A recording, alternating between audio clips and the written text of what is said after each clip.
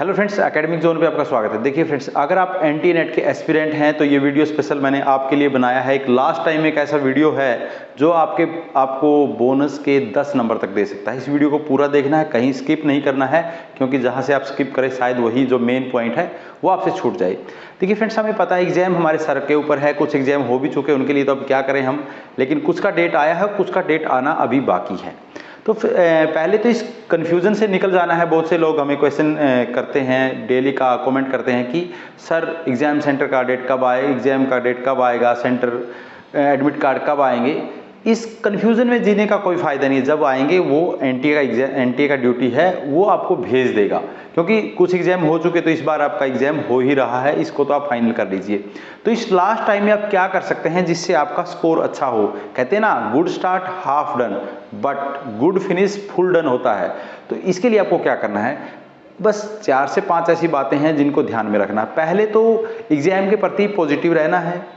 पहला जो पॉइंट है हमारा, पॉजिटिव रहना है। ये नहीं है कि अब की बार मेरा होने वाला नहीं है, मतलब यहाँ आकर हमें अपना मोरल डाउन नहीं करना है।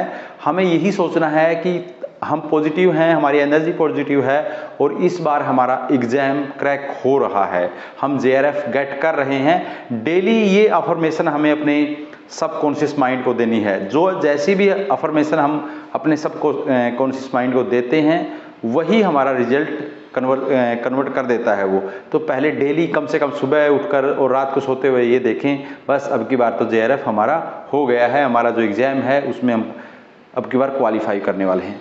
दूसरा चीज़ ये है जो जहाँ पर बच्चे सबसे ज़्यादा फंसते हैं कि इस लास्ट टाइम में क्या पढ़ें, कैसे पढ़ें और कितना पढ़ें। एक तो ये है कि देखिए, जो भी पढ़ें फोकस होकर पढ़ें। आप 15 घंटे पढ़ें जिसमें फोकस ना हो, उससे अच्छा है कि आप 5 घंटे पढ़ें लेकिन फोकस होकर पढ़ें। फोकस का क्या मतलब है कि आपके पास एक फोकस ब्लॉक होनी चाहिए कि दिन में मान लिया कि सुबह उठकर मैं 5 से लेकर 7 बजे तक पढ़ूंगा, उसके बीच में नो डिस्टर्बेंस जोन होगा। नो डिस्टर्बेंस जोन का मतलब ये है कोई माता पिता कोई आपके साथ नहीं बोलेगा।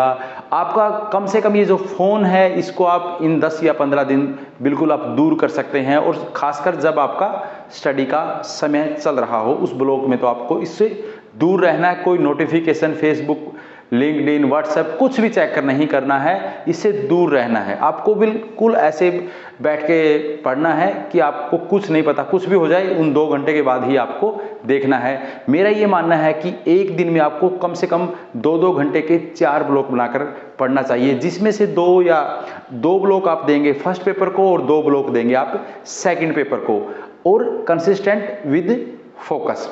उसमें क्या पढ़ें, उसके लिए आपको कल क्या पढ़ना है इसकी प्रायर तैयारी करके, प्रायर प्लान करके चलना पड़ेगा। आपको पहली रात ही पता होना चाहिए कि कल मैं क्या पढ़ने वाला हूं, क्योंकि आप पहले ही सिलेबस को डिवीजन में कर लो कि इस दिन मैं ये पढ़ने वाला हूं, और दिन लिख लो कि मुझे ये पढ़ना है, ऐसे पढ़ना है।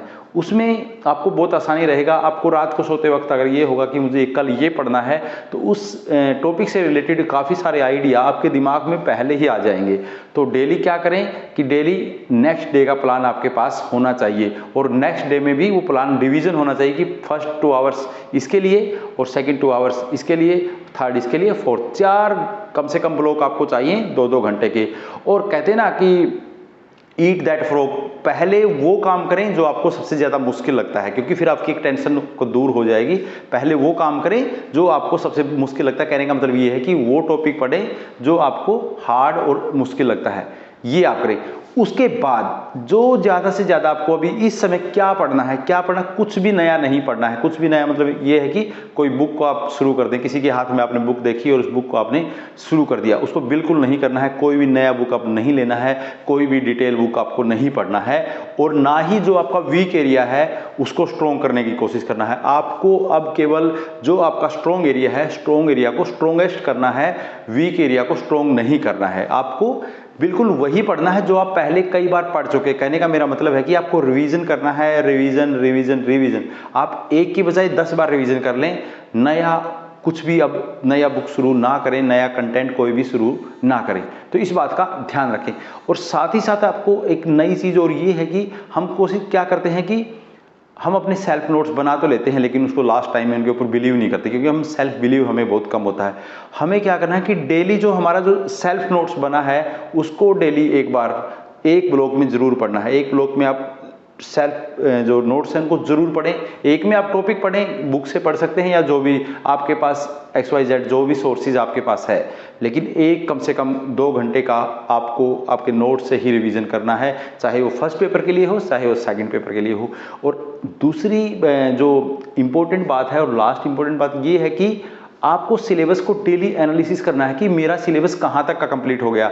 हमें पता होना चाहिए ना युद्ध में हम कितना जीत चुके हैं, कितना कवर कर चुके हैं। हम क्या करते हैं, हम लगे रहते हैं, हमें पता नहीं कि हमने कितना तैयारी कर लिया है, कितना भी बाकी है।